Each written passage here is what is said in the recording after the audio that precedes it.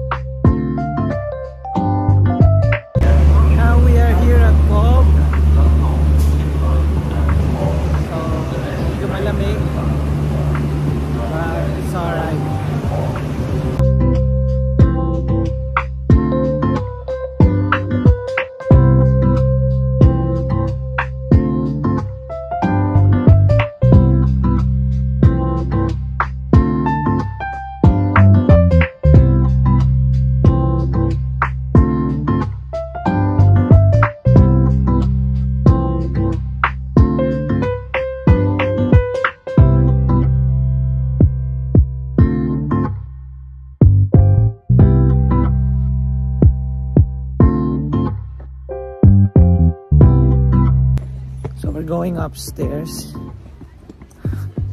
papunta ng Cobh Museum. So ayan,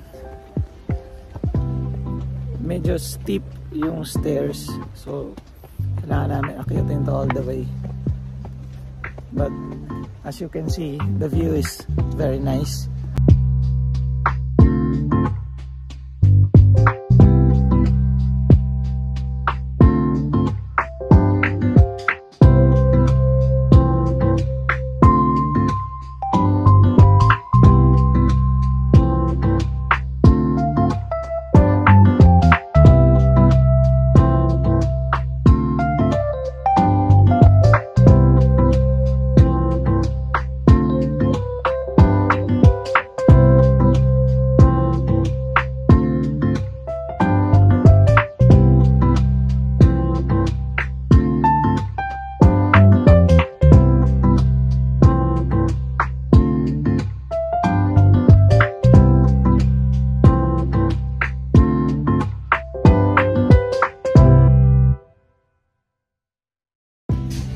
we're going inside now the Titanic Museum because Cove is also the part of the history of Titanic because from ito yung last stop ng Titanic bago sila lumubog.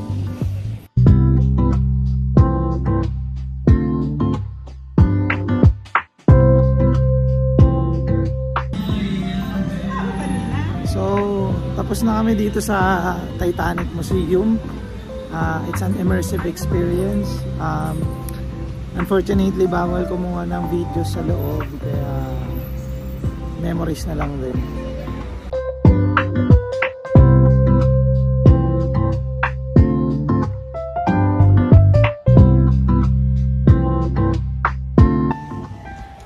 What I've noticed is that this is the only part of Ireland that I don't see any Filipinos around, you know.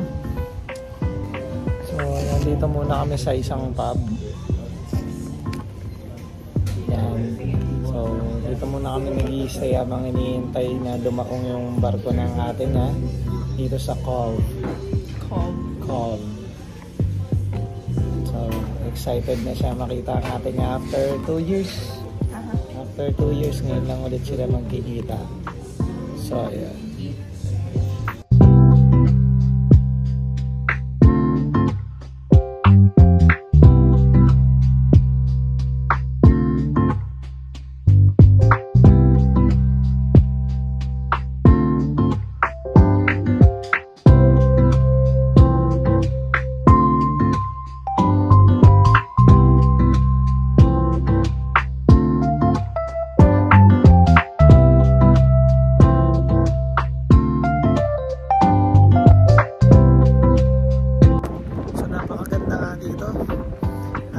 Sa seaside kami.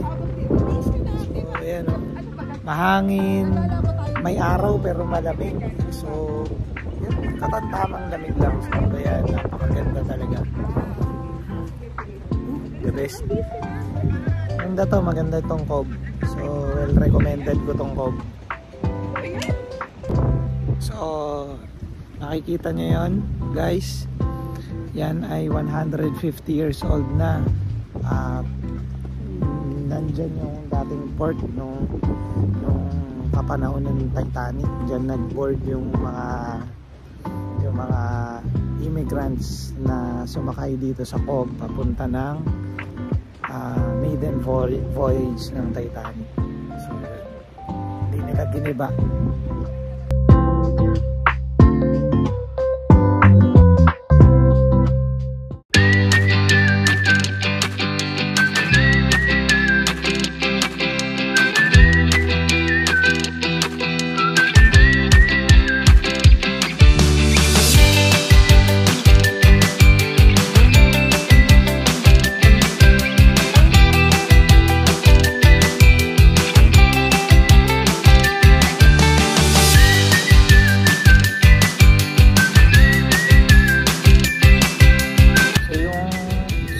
Maliit na bangkanin sa ito yung magtutulak ng barko kasi ipaparada na siya magdadak na sila dito sa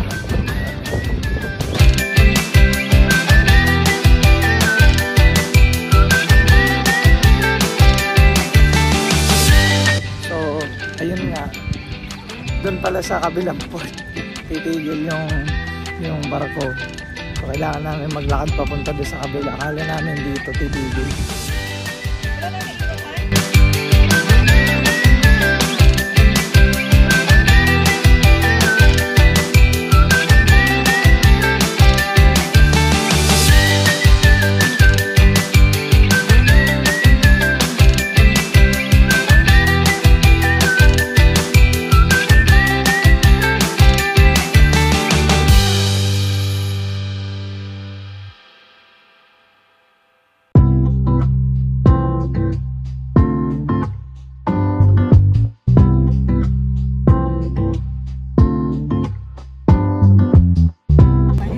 So ayan, nagbababaan na yung mga nasa barko. Excited na siya para makita yung ate niya after 2 years.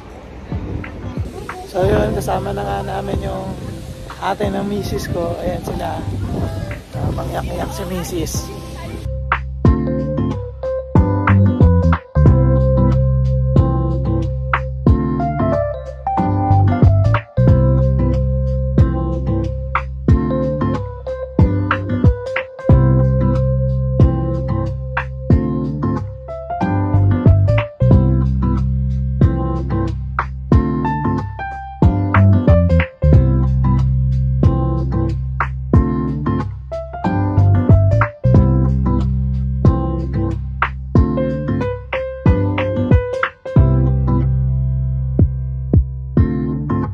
yun nga, biglang dumami yung tao dito sa cove dahil nagbabaan yung mga nasa barko.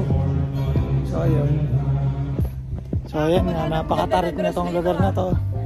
Yan. Tarik siya. Kaya pa?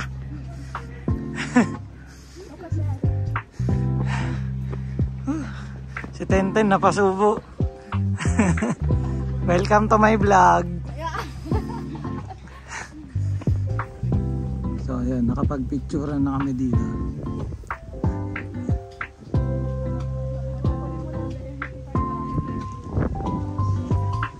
So nandito kami sa Cathedral ng Cork. Ayan siya, oh. Ayan. Hindi namin siya kanina napuntahan kaninang umaga dahil medyo umuulan-ulan.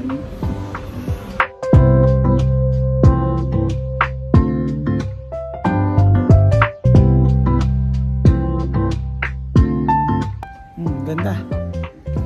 Maganda guys.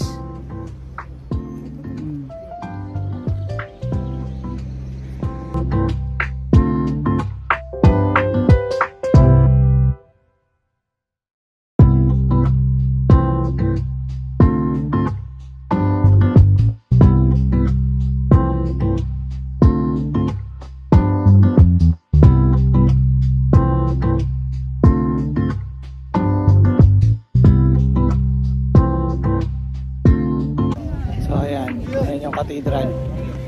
Ganda. Ganda ng view niya kasi overlooking siya sa may dagat. So papasok na kami ng simbahan.